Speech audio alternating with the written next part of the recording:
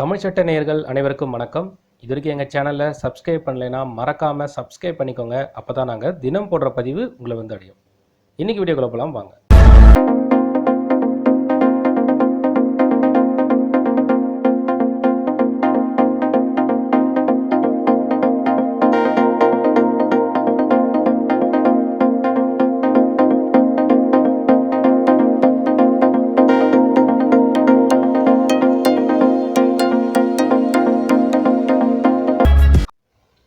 வணக்கம் நேயர்களே, இன்றைக்கி நம்ம ரிட்டன் ஸ்டேட்மெண்ட்டோட முக்கியத்துவம் என்னன்றதை பார்க்கலாம். ஸோ இந்த பர்டிகுலர் டாபிக் ஏன் நம்ம பார்க்குறோன்னு சொன்னால், நிறைய பேருக்கு வந்து இதில் ஒரு புரிதல் இல்லை. ரிட்டன் ஸ்டேட்மெண்ட் எப்போ சப்மிட் பண்ணணும் அப்படின்றது வந்து நிறைய பேருக்கு வந்து டவுட் இருக்குது. அதை வந்து நம்ம கமெண்ட் செக்ஷனில் கேட்டிருக்காங்க. அதே சமயத்தில் இதோட முக்கியத்துவம் வந்து தெரியல. பிகாஸ் வந்து இது வந்து ரொம்ப ரொம்ப இம்பார்ட்டன்ட். உங்களுக்கு வந்து ஒரு கோர்ட்டில் இருந்து சம்மன் வருது, உங்களோட வழக்கில் வந்து ஆஜராக சொல்லி. அப்போ தான் உங்களுக்கு அந்த வழக்கே வந்து தொடர்ந்து இருக்குன்றது உங்களுக்கு தெரிய வரும். நீங்கள் உங்களுக்கு ஒரு அட்வொகேட்டை சந்தித்து இந்த மாதிரி சம்மன் வந்திருக்கு, அதில் வந்து உங்களுக்கு பிளைண்ட் காப்பி இருக்கும். இந்த காப்பியை வந்து நீங்கள் கொடுப்பீங்க. அப்போது ரிட்டன் ஸ்டேட்மெண்ட் வந்து அந்த உங்களுடைய அட்வொகேட் வந்து ரெடி பண்ணுவார். அப்போ நீங்களும் அவரும் சில உரையாடல்கள்லாம் இருக்கும். அந்த வழக்கோட ஹிஸ்ட்ரி எல்லாமே உங்கள் அட்வொகேட் கிட்ட நீங்கள் சொன்னதுக்கப்புறம் இதற்கான ரிட்டன் ஸ்டேட்மெண்ட் ரெடி ஆகும். இதற்கான கால அவகாசம் எல்லாமே இருக்குது. அதை பற்றி நம்ம எல்லாமே இந்த வீடியோவில் பார்க்கலாம். இந்த ரிட்டன் ஸ்டேட்மெண்ட் எந்த அளவுக்கு முக்கியம் சொன்னால், இதை நீங்கள் அதாவது சரியான காலக்கெடுக்குள்ளே சமர்ப்பிக்கலைன்னு சொன்னால், ஜட்ஜ்மெண்ட்டே வந்து எக்ஸ்பார்ட்டி ஆர்டர் மூலயமா உங்களுடைய பிளைண்ட்டை, யாரை வந்து பிளைண்ட்டோ அவங்க போட்ட அந்த நபருக்கு வந்து பிட்டிஷனருக்கு சாதகமாக வந்து போகக்கூடும். அதுக்கப்புறம் நிறைய வித டீட்டெயில்ஸ்லாம் இருக்குது. அது ஒன் பை ஒன்னாக கோர்ட்டில் வந்து நடக்கும். இது இன்னொரு முக்கியமான விஷயம். சில வழக்கை வந்து அவங்களே வந்து வாதாடுவாங்க. அதாவது பார்ட்டி இன் பர்சன் ஓனாக வந்து வழக்கை வந்து வாதாடுவாங்க. அவங்களுக்கு வந்து சில புரிதல் இருக்காது. ரிட்டன் ஸ்டேட்மெண்ட் அவங்களே வந்து ரெடி பண்ணுவாங்க. அந்த மாதிரி நபர்களும் நம்ம கமெண்ட் செக்ஷனில் கேட்டிருக்கீங்க. ஏன்னா வந்து எனக்கு வந்து ஒரு கிளைண்ட் வந்திருக்கு, என்னை வந்து இத்தனாம் தேதி வந்து கோர்ட்டில் ஆஜராக சொல்லியிருக்காங்க. நான் வந்து இது எப்படி ரெடி பண்ணுறதுன்னு தெரியல, இதோட இம்பார்ட்டன்ஸ் என்னன்னு தெரியல. ஆனால் என்னால் வந்து ஒரு வழக்கறிஞரை வைத்து வாதாட முடியல, நானே வழக்கை வந்து வாதாட போகிறேன். அப்போ எதெல்லாம் வந்து முக்கியன்ற மாதிரி கேட்டிருக்கீங்க. சில பேர் வந்து வழக்கு நிலுவையில் இருக்குது, அப்போது இதில் நாங்கள் வந்து எவ்வளோ இம்பார்ட்டன்ஸ் தரணும், எதெல்லாம் வந்து செய்யணுன்ற மாதிரியும் கேட்டிருக்கீங்க. ஸோ இது எல்லாமே நம்ம பார்க்கலாம். ஸோ இதற்காக தான் இந்த பர்டிகுலர் டாப்பிக்கை வந்து இன்றைக்கி நம்ம பார்க்குறோம். ஸோ ஃபஸ்ட்டு வந்து இந்த ரிட்டன் ஸ்டேட்மெண்ட்டோட டிராஃப்டிங் ரொம்ப ரொம்ப முக்கியம்.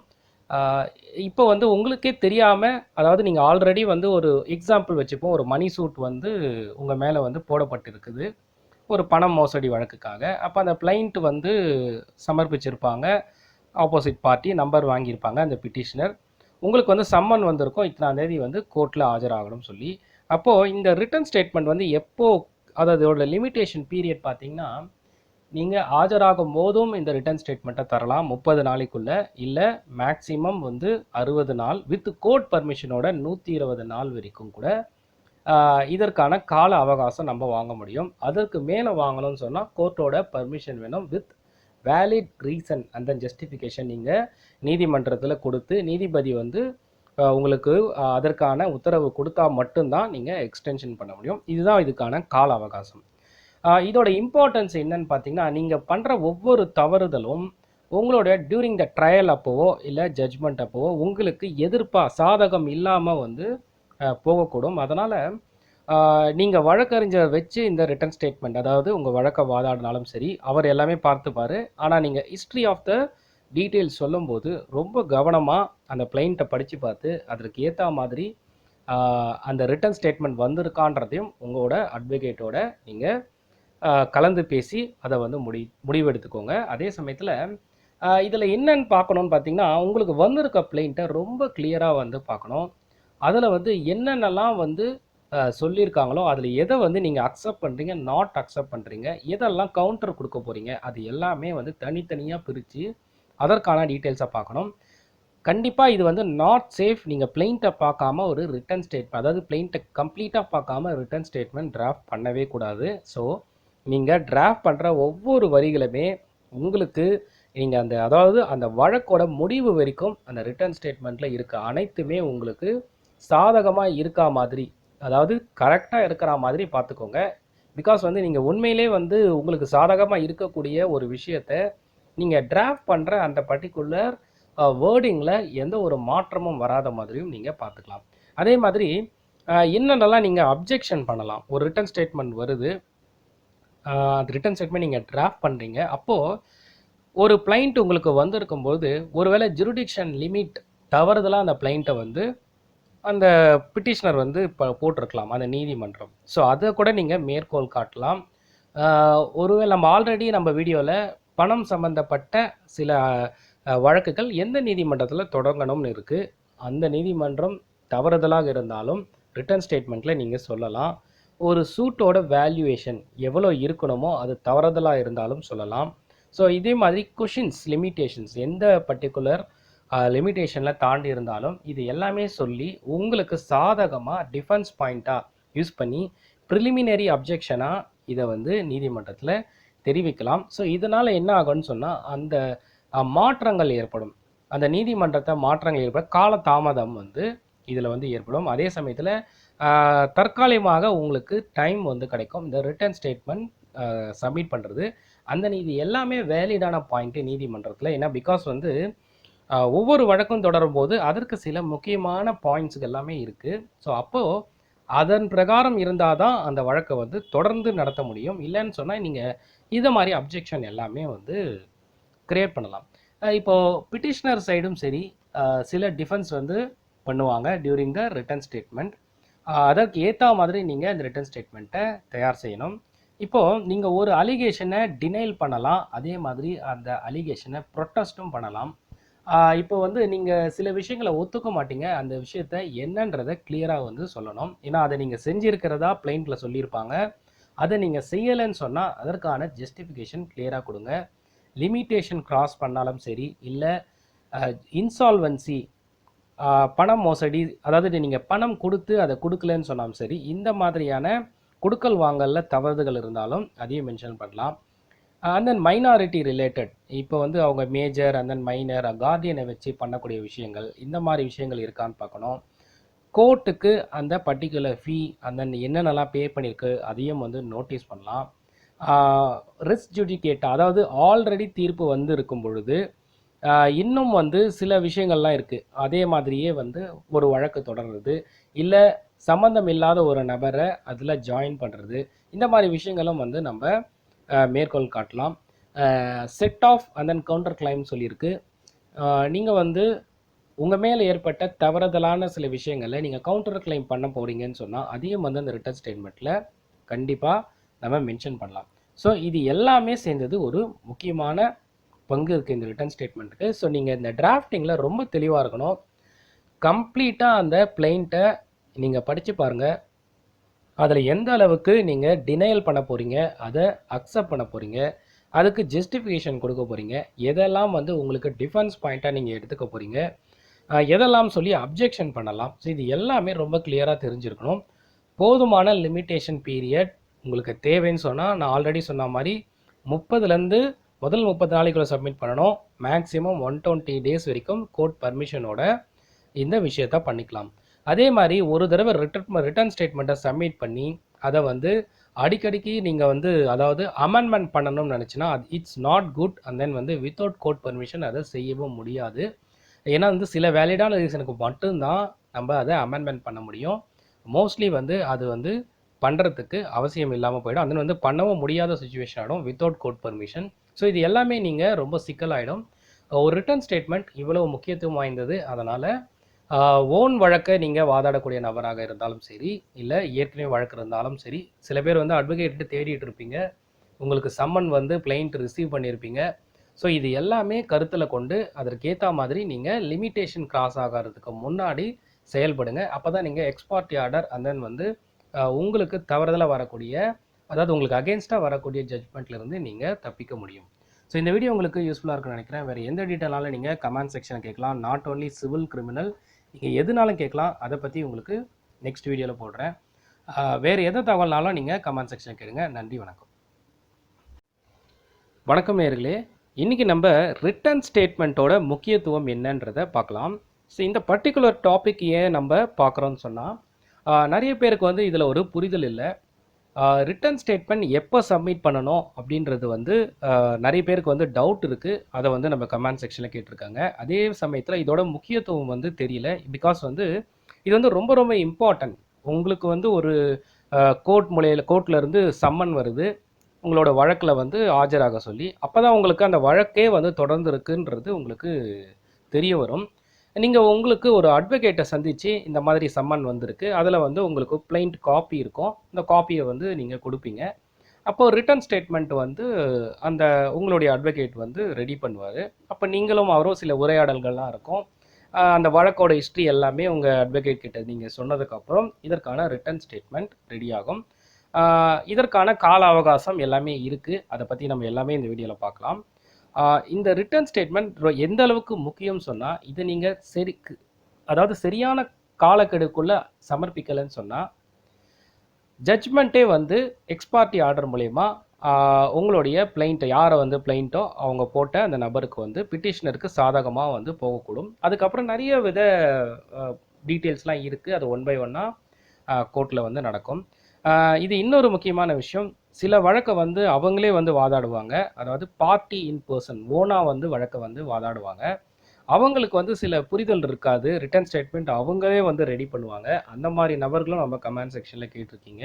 ஏன்னா வந்து எனக்கு வந்து ஒரு கிளைண்ட் வந்திருக்கு, என்னை வந்து இத்தனாம் தேதி வந்து கோர்ட்டில் ஆஜராக சொல்லியிருக்காங்க. நான் வந்து இது எப்படி ரெடி பண்ணுறதுன்னு தெரியல, இதோட இம்பார்ட்டன்ஸ் என்னன்னு தெரியல. ஆனால் என்னால் வந்து ஒரு வழக்கறிஞரை வைத்து வாதாட முடியல, நானே வழக்கை வந்து வாதாட போகிறேன்.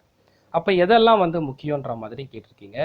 சில பேர் வந்து வழக்கு நிலுவையில் இருக்குது, அப்போது இதில் நாங்கள் வந்து எவ்வளோ இம்பார்ட்டன்ஸ் தரணும், எதெல்லாம் வந்து செய்யணுன்ற மாதிரியும் கேட்டிருக்கீங்க. ஸோ இது எல்லாமே நம்ம பார்க்கலாம். ஸோ இதற்காக தான் இந்த பர்டிகுலர் டாப்பிக்கை வந்து இன்றைக்கி நம்ம பார்க்குறோம். ஸோ ஃபஸ்ட்டு வந்து இந்த ரிட்டன் ஸ்டேட்மெண்ட்டோட டிராஃப்டிங் ரொம்ப ரொம்ப முக்கியம். இப்போ வந்து உங்களுக்கே தெரியாமல், அதாவது நீங்கள் ஆல்ரெடி வந்து ஒரு எக்ஸாம்பிள் வச்சுப்போம், ஒரு மணி சூட் வந்து உங்கள் மேலே வந்து போடப்பட்டிருக்குது ஒரு பணம் மோசடி வழக்குக்காக. அப்போ அந்த கிளைண்ட் வந்து சமர்ப்பிச்சிருப்பாங்க, ஆப்போசிட் பார்ட்டி நம்பர் வாங்கியிருப்பாங்க அந்த பிட்டிஷனர். உங்களுக்கு வந்து சம்மன் வந்திருக்கும், இத்தனாம் தேதி வந்து கோர்ட்டில் ஆஜராகணும்னு சொல்லி. அப்போது இந்த ரிட்டன் ஸ்டேட்மெண்ட் வந்து அதாவது அதோட லிமிட்டேஷன் பீரியட் பார்த்தீங்கன்னா, நீங்கள் ஆஜராகும் போதும் இந்த ரிட்டன் ஸ்டேட்மெண்ட்டை தரலாம் 30 நாளைக்குள்ளே, இல்லை மேக்ஸிமம் வந்து 60 நாள் வித் கோர்ட் பர்மிஷனோட 120 நாள் வரைக்கும் கூட இதற்கான கால அவகாசம் நம்ம வாங்க முடியும். அதற்கு மேலே வாங்கணும்னு சொன்னால் கோர்ட்டோட பர்மிஷன் வேணும் வித் வேலிட் ரீசன். அந்த ஜஸ்டிஃபிகேஷன் நீங்கள் நீதிமன்றத்தில் கொடுத்து நீதிபதி வந்து உங்களுக்கு அதற்கான உத்தரவு கொடுத்தா மட்டும்தான் நீங்கள் எக்ஸ்டென்ஷன் பண்ண முடியும். இதுதான் இதுக்கான கால அவகாசம். இதோட இம்பார்ட்டன்ஸ் என்னன்னு பார்த்தீங்கன்னா, நீங்கள் பண்ணுற ஒவ்வொரு தவறுதலும் உங்களோட டியூரிங் த ட்ரையல் அப்போவோ இல்லை ஜட்ஜ்மெண்ட் அப்போவோ உங்களுக்கு சாதகம் இல்லாமல் வந்து போகக்கூடும். அதனால் நீங்கள் வழக்கறிஞர் வச்சு இந்த ரிட்டன் ஸ்டேட்மெண்ட், அதாவது உங்கள் வழக்கை வாதாடினாலும் சரி, அவர் எல்லாமே பார்த்துப்பார். ஆனால் நீங்கள் ஹிஸ்ட்ரி ஆஃப் த டீட்டெயில்ஸ் சொல்லும்போது ரொம்ப கவனமாக அந்த கிளைண்ட்டை படித்து பார்த்து அதற்கு ஏற்ற மாதிரி அந்த ரிட்டன் ஸ்டேட்மெண்ட் வந்திருக்கான்றதையும் உங்களோட அட்வொகேட்டோட நீங்கள் கலந்து பேசி அதை வந்து முடிவெடுத்துக்கோங்க. அதே சமயத்தில் இதில் என்னன்னு பார்க்கணுன்னு பார்த்தீங்கன்னா, உங்களுக்கு வந்திருக்க கிளைண்ட்டை ரொம்ப கிளியராக வந்து பார்க்கணும்.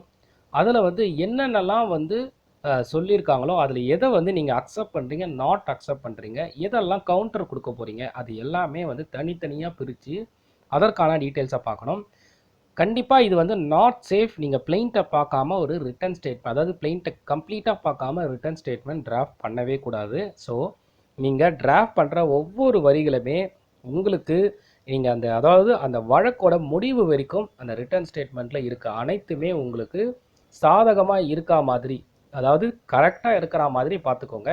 பிகாஸ் வந்து நீங்கள் உண்மையிலே வந்து உங்களுக்கு சாதகமாக இருக்கக்கூடிய ஒரு விஷயத்தை நீங்கள் டிராஃப்ட் பண்ணுற அந்த பர்டிகுலர் வேர்டிங்கில் எந்த ஒரு மாற்றமும் வராத மாதிரியும் நீங்கள் பார்த்துக்கலாம். அதே மாதிரி என்னென்னலாம் நீங்கள் அப்ஜெக்ஷன் பண்ணலாம். ஒரு ரிட்டன் ஸ்டேட்மெண்ட் வருது, அந்த ரிட்டன் ஸ்டேட்மெண்ட் நீங்கள் டிராஃப்ட் பண்ணுறீங்க, அப்போது ஒரு பிளைண்ட் உங்களுக்கு வந்திருக்கும்போது ஒருவேளை ஜுரிடிக்ஷன் லிமிட் தவறுதலாக அந்த பிளைண்ட்டை வந்து அந்த பிட்டிஷனர் வந்து போட்டிருக்கலாம் அந்த நீதிமன்றம். ஸோ அதை கூட நீங்கள் மேற்கோள் காட்டலாம். ஒருவேளை நம்ம ஆல்ரெடி நம்ம வீடியோவில் பணம் சம்பந்தப்பட்ட சில வழக்குகள் எந்த நீதிமன்றத்தில் தொடங்கணும்னு இருக்குது, அந்த நீதிமன்றம் தவறுதலாக இருந்தாலும் ரிட்டன் ஸ்டேட்மெண்ட்டில் நீங்கள் சொல்லலாம். ஒரு சூட்டோட வேல்யூவேஷன் எவ்வளோ இருக்கணுமோ அது தவறுதலாக இருந்தாலும் சொல்லலாம். ஸோ இதே மாதிரி கொஷின்ஸ் லிமிட்டேஷன்ஸ் எந்த பர்டிகுலர் லிமிட்டேஷனில் தாண்டி இருந்தாலும் இது எல்லாமே சொல்லி உங்களுக்கு சாதகமாக டிஃபென்ஸ் பாயிண்ட்டாக யூஸ் பண்ணி ப்ரிலிமினரி அப்ஜெக்ஷனாக இதை வந்து நீதிமன்றத்தில் தெரிவிக்கலாம். ஸோ இதனால் என்ன ஆகும்னு சொன்னால் அந்த மாற்றங்கள் ஏற்படும். அந்த நீதிமன்றத்தை மாற்றங்கள் ஏற்பட கால தாமதம் வந்து இதில் வந்து ஏற்படும். அதே சமயத்தில் தற்காலிகமாக உங்களுக்கு டைம் வந்து கிடைக்கும் இந்த ரிட்டன் ஸ்டேட்மெண்ட் சப்மிட் பண்ணுறது. அந்த நீதி எல்லாமே வேலிடான பாயிண்ட்டு நீதிமன்றத்தில். ஏன்னா பிகாஸ் வந்து ஒவ்வொரு வழக்கும் தொடரும் போது அதற்கு சில முக்கியமான பாயிண்ட்ஸுக்கு எல்லாமே இருக்குது. ஸோ அப்போது அதன் பிரகாரம் இருந்தால் தான் அந்த வழக்கை வந்து தொடர்ந்து நடத்த முடியும். இல்லைன்னு சொன்னால் நீங்கள் இதை மாதிரி அப்ஜெக்ஷன் எல்லாமே வந்து கிரியேட் பண்ணலாம். இப்போது பிட்டிஷனர் சைடும் சரி சில டிஃபென்ஸ் வந்து பண்ணுவாங்க டியூரிங் த ரிட்டன் ஸ்டேட்மெண்ட். அதற்கு ஏற்ற மாதிரி நீங்கள் இந்த ரிட்டன் ஸ்டேட்மெண்ட்டை தயார் செய்யணும். இப்போது நீங்கள் ஒரு அலிகேஷனை டினைல் பண்ணலாம், அதே மாதிரி அந்த அலிகேஷனை ப்ரொட்டஸ்ட்டும் பண்ணலாம். இப்போ வந்து நீங்கள் சில விஷயங்களை ஒத்துக்க மாட்டீங்க, அந்த விஷயத்த என்னன்றதை கிளியராக வந்து சொல்லணும். ஏன்னா அதை நீங்கள் செஞ்சுருக்கிறதா பிளைண்ட்டில் சொல்லியிருப்பாங்க. அதை நீங்கள் செய்யலைன்னு சொன்னால் அதற்கான ஜஸ்டிஃபிகேஷன் கிளியராக கொடுங்க. லிமிட்டேஷன் கிராஸ் பண்ணாலும் சரி, இல்லை இன்சால்வன்சி பணம் மோசடி, அதாவது நீங்கள் பணம் கொடுத்து அதை கொடுக்கலன்னு சொன்னாலும் சரி, இந்த மாதிரியான கொடுக்கல் வாங்கலில் தவறுகள் இருந்தாலும் அதையும் மென்ஷன் பண்ணலாம். அண்ட் தென் மைனாரிட்டி ரிலேட்டட், இப்போ வந்து அவங்க மேஜர் அண்ட் தென் மைனர் கார்டியனை வச்சு பண்ணக்கூடிய விஷயங்கள், இந்த மாதிரி விஷயங்கள் இருக்கான்னு பார்க்கணும். கோர்ட்டுக்கு அந்த பர்டிகுலர் ஃபீ அண்ட் தென் என்னென்னலாம் பே பண்ணியிருக்கு அதையும் வந்து நோட்டீஸ் பண்ணலாம். ரிஸ் ஜுடிகேட், அதாவது ஆல்ரெடி தீர்ப்பு வந்து இருக்கும் பொழுது இன்னும் வந்து சில விஷயங்கள்லாம் இருக்குது, அதே மாதிரியே வந்து ஒரு வழக்கு தொடர்றது, இல்லை சம்மந்தம் இல்லாத ஒரு நபரை அதில் ஜாயின் பண்ணுறது, இந்த மாதிரி விஷயங்களும் வந்து நம்ம மேற்கோள் காட்டலாம். Set off and then counter claim சொல்லியிருக்கு. நீங்கள் வந்து உங்கள் மேலே ஏற்பட்ட தவறுதலான சில விஷயங்களை நீங்கள் கவுண்டர் கிளைம் பண்ண போகிறீங்கன்னு சொன்னால் அதையும் வந்து அந்த ரிட்டன் ஸ்டேட்மெண்ட்டில் கண்டிப்பாக நம்ம மென்ஷன் பண்ணலாம். ஸோ இது எல்லாமே சேர்ந்தது ஒரு முக்கியமான பங்கு இருக்குது இந்த ரிட்டன் ஸ்டேட்மெண்ட்டுக்கு. ஸோ நீங்கள் இந்த டிராஃப்டிங்கில் ரொம்ப தெளிவாக இருக்கணும். கம்ப்ளீட்டாக அந்த பிளைண்ட்டை நீங்கள் படித்து பாருங்கள். அதில் எந்த அளவுக்கு நீங்கள் டினையல் பண்ண போகிறீங்க, அதை அக்செப்ட் பண்ண போகிறீங்க, அதுக்கு ஜஸ்டிஃபிகேஷன் கொடுக்க போகிறீங்க, எதெல்லாம் வந்து உங்களுக்கு டிஃபென்ஸ் பாயிண்ட்டாக நீங்கள் எடுத்துக்க போகிறீங்க, எதெல்லாம் சொல்லி அப்ஜெக்ஷன் பண்ணலாம். ஸோ இது எல்லாமே ரொம்ப கிளியராக தெரிஞ்சிருக்கணும். போதுமான லிமிட்டேஷன் பீரியட் உங்களுக்கு தேவைன்னு சொன்னால் நான் ஆல்ரெடி சொன்ன மாதிரி 30லேருந்து முதல் 30 நாளைக்குள்ள சப்மிட் பண்ணணும். மேக்ஸிமம் 120 டேஸ் வரைக்கும் கோர்ட் பர்மிஷனோட இந்த விஷயத்த பண்ணிக்கலாம். அதே மாதிரி ஒரு தடவை ரிட்டன் ஸ்டேட்மெண்ட்டை சப்மிட் பண்ணி அதை வந்து அடிக்கடிக்கு நீங்கள் வந்து அதாவது அமெண்ட்மெண்ட் பண்ணணும்னு நினச்சின்னா it's not good. And then வந்து வித்தவுட் கோர்ட் பர்மிஷன் அதை செய்யவும் முடியாது. ஏன்னா வந்து சில வேலிடான ரீசனுக்கு மட்டும்தான் நம்ம அதை அமெண்ட்மெண்ட் பண்ண முடியும். மோஸ்ட்லி வந்து அது வந்து பண்ணுறதுக்கு அவசியம் இல்லாமல் போயிடும். அது வந்து பண்ணவும் முடியாத சுச்சுவேஷன் ஆகிடும் வித்தவுட் கோர்ட் பர்மிஷன். ஸோ இது எல்லாமே நீங்கள் ரொம்ப சிக்கலாகிடும். ஒரு ரிட்டன் ஸ்டேட்மெண்ட் இவ்வளோ முக்கியத்துவம் வாய்ந்தது. அதனால் ஓன் வழக்கை நீங்கள் வாதாடக்கூடிய நபராக இருந்தாலும் சரி, இல்லை ஏற்கனவே வழக்கு இருந்தாலும் சரி, சில பேர் வந்து அட்வொகேட்டு தேடிட்டு இருப்பீங்க, உங்களுக்கு சம்மன் வந்து பிளைண்ட் ரிசீவ் பண்ணியிருப்பீங்க. ஸோ இது எல்லாமே கருத்தில் கொண்டு அதற்கேற்ற மாதிரி நீங்கள் லிமிட்டேஷன் கிராஸ் ஆகிறதுக்கு முன்னாடி செயல்படுங்க. அப்போ தான் நீங்கள் எக்ஸ்பார்ட்டி ஆர்டர் அண்ட் தென் வந்து உங்களுக்கு தவறுதலாக வரக்கூடிய, அதாவது உங்களுக்கு அகேன்ஸ்டாக வரக்கூடிய ஜட்மெண்ட்லேருந்து நீங்கள் தப்பிக்க முடியும்.